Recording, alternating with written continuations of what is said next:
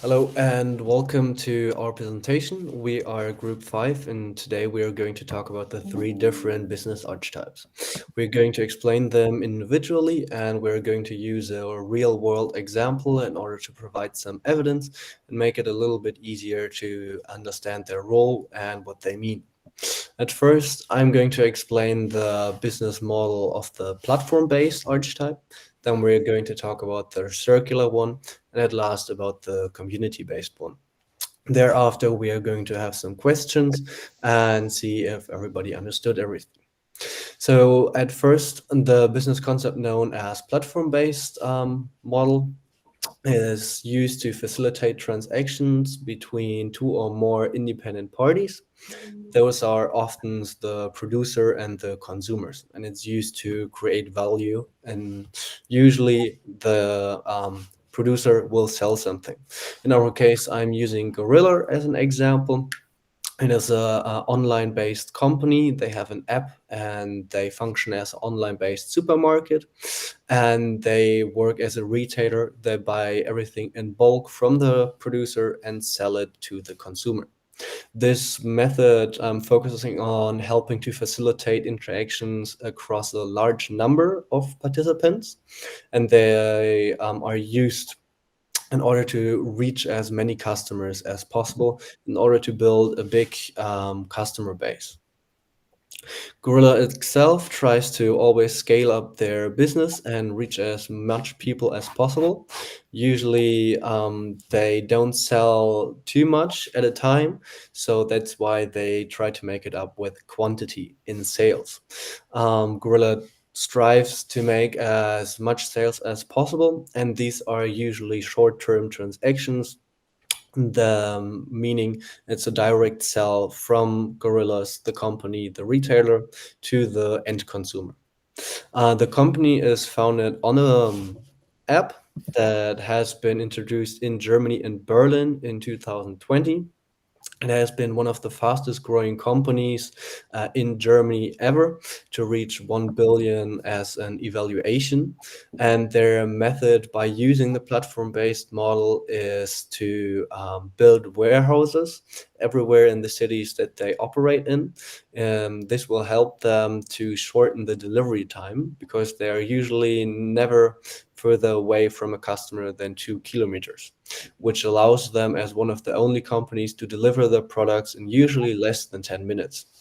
The revenue that is being acquired by Gorilla is being produced by having a delivery fee, which is on average about 2 to 3 euros, and then they have a small markup on all products. Okay, thanks. Now, Elvira and I are gonna explain the circular economy based on the example of SwapFits. So, first of all, what's circular economy? This type of business model. Circular economy is a new production and consumption model that guarantees sustainable growth over time. With the circular economy, we promote the optimization of resources, the reduction in the consumption of raw materials, and the use of waste, recycling them or giving them a new life to turn into new products. The aim of the circular economy is to make the most of the material resources available to us by extending the life cycle of products. The idea arises from imitation nature, where everything has value and everything is used, where waste is converted into a new resource. We have decided to talk about SwapFit since we all know what is SwapFit and we are used to use it nowadays. Like for example, when we go to the university, we drive a bike, and we are the most of us have one SwapFit bike. So we think it's interesting to talk and to know about the purpose and work process of the company. So SwapFix companies entirely focus on repairing, reusing, restoring, and recycling bicycle parts, as you know, the 4 Rs. As you can see in this image, one the parts that they use to recover, like for example, the bell, the battery, the drum brakes, and what else, Elvira? For example, the comfortable and adjustable seat, the self-powered lighting, the double kickstart, and more parts. Swapfest proves that bikes can also become more circular and sustainable. For example, the Deluxe 7 bicycle is currently the most popular one in Europe because it is 88% circular. And one of the ways to promote the circular movement is through the membership system, which offers you full access to superior quality design and manufacturing bikes, due to the fact that they are in charge of the design and production of these. Their main goal is not to create more bikes, is that the ones that they have can be reused over and over again, and that many people can make use of them. The company also has a sustainability impact in two dimensions. First, Swapfist bikes are designed in a way that allows for the best possible reuse of all parts. And in addition to the steel frame, Swapfist can reuse most of the parts of a bicycle, allowing each Swapfist to live many lives. All right. Hello, everybody. This is the community slide for the presentation we're going to produce for the Group 5 assignment. This is a joint project of mine with Ziad. Our community business model based on a company called Appap. It means bro in Turkish language. It has the characteristic of a community business models, which is our social enterprises that operate as a business as a weak achievable for achieving more wildly socially goals. Unlike the other companies where they are simply focused on the bringing value to the shareholders so that they can meet the end goals, these companies are based on bringing value to their own company and their own community. Since they are close knitted and very small in scale, they can work as community driven businesses, unlike the other traditional archetypes of businesses. As can be seen in the next slide, the AFPAP or BRO is based on know and get to know scale. When you want to be applied for an AFPAP business, you have to have there someone in the inside that will watch for you and refer you to the management. AFPAP basically works as a base issue of trust between two parties, and they provide, with the support of the government, aid to the many others that are in need. With this, I'm leaving the stage to Ziad, where he will compare and leave us with the questions. Thank you, Mustafa. Now to compare the three archetypes. Before we get to that, first of all, I want to explain that the archetype you choose determines most of your business and the operations. Like if you choose a platform business model, you're gonna have more likely a linear type of business where the products do have an end life and they get used by the consumer. If you have a circular business model, your goal is to recycle and to reuse parts over and over again, so that your materials stay within the life cycle and come back to the company at some point and then be used for different customers. And lastly, for the community business model is completely different from the first two mentioned. It's a business that's built purely by the community with many members joining the community. They're also non-profit companies that only invest the money that they raise back into the company to help more of the community. And one of the most questions I was asked when coming up with this was, can you have more than one archetype in a business? And the answer is yes, you can. It's called it's called a hybrid archetype, and the most common combination of a hybrid archetype is when you combine a platform and circular business model, where you have a business that does recycle their materials and their inventory does have a circular lifespan. However, they do facilitate the process of their sales and their marketing all through a platform. So this is what we can call a hybrid model. Now, moving on from the comparisons, we're gonna have a brief discussion session between each other to ask each other questions about our respective archetypes and to make sure that all the knowledge is shared between us. I'm gonna go first by asking Mustafa about the community archetype. So Mustafa, I have two questions for you. The first one is, which public entities support ABAP? Thank you for the questions. Yeah, the public sport and the community sport for the APAP is based on the government government, and small-scale and large-scale international companies that are based on Turkey, like the Red Crescent, local branch of the Red Cross, and Coca-Cola and others. Okay, great, thank you. And my second question is for Habab, do you think that the community business archetype is best suited for them, or maybe one of the other archetypes would make sense?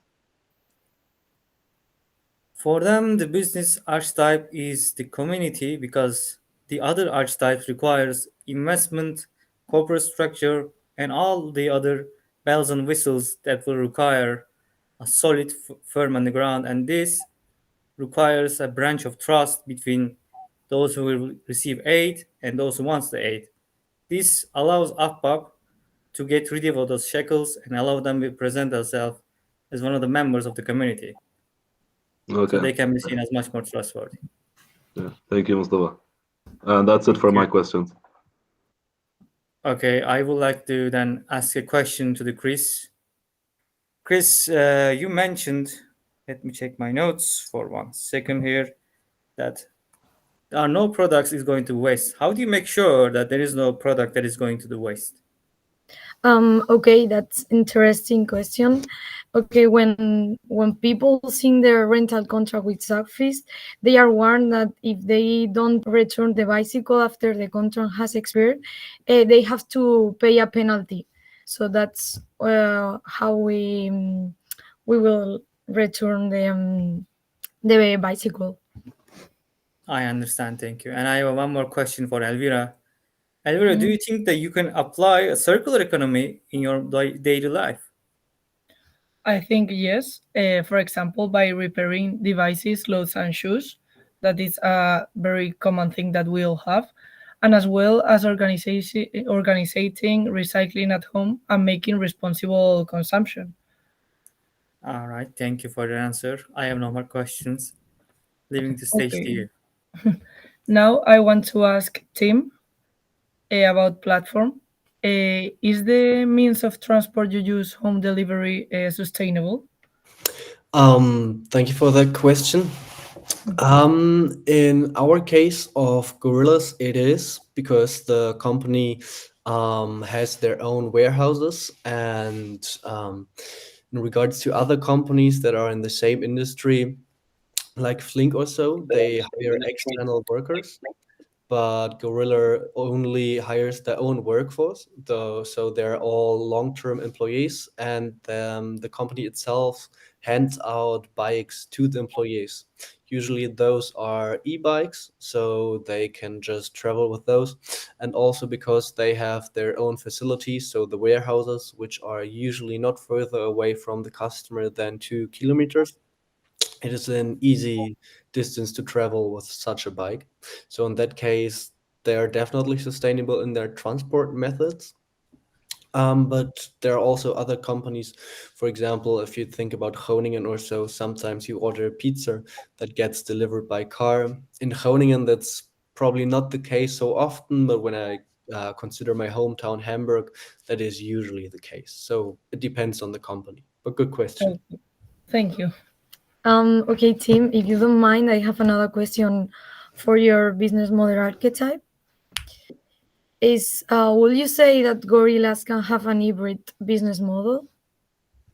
No, I would say they can't, because a hybrid business model in that case would mean it would be a combination of at least two of the ones we have mentioned before, and they don't have a community built around their business concept, because they sometimes also have customers that only order once or once a year or something like that, which they in theory don't have a problem with. It's better compared to a customer never ordering. So they're not trying to build a real community about their product or around their base. Also, they have a product line as a grocery store, so they purchase it cheaper, send it to you, and you consume it, and there's no real products they sell that could be reused in a circular way. So unfortunately would not be possible now. Okay, thanks. Anything else? That's all. Then I will continue because I wanted to ask Steert something. Yeah, about the entrepreneurs. How important is it for an entrepreneur to choose the right archetype? So when the company starts. Yeah, that's a good question. I have to put emphasis that it's extremely crucial that an entrepreneur picks the right archetype for his business. Because before he chooses the archetype, he'd have mapped out the motive and context, his goals and values, what he wants to do with the company, his selling point, or his or her selling point. And by the time they have mapped out all that, they should have an idea of what kind of archetype their business should be, whether it's circular, recycling materials, building a community or platform. It would be clear for them by the time they've made their first design phase before picking the archetype. So I feel like hardly any entrepreneurs would end up picking the wrong archetype that wouldn't suit their company because it wouldn't make sense in the first place. And if they did, it would be quite catastrophic.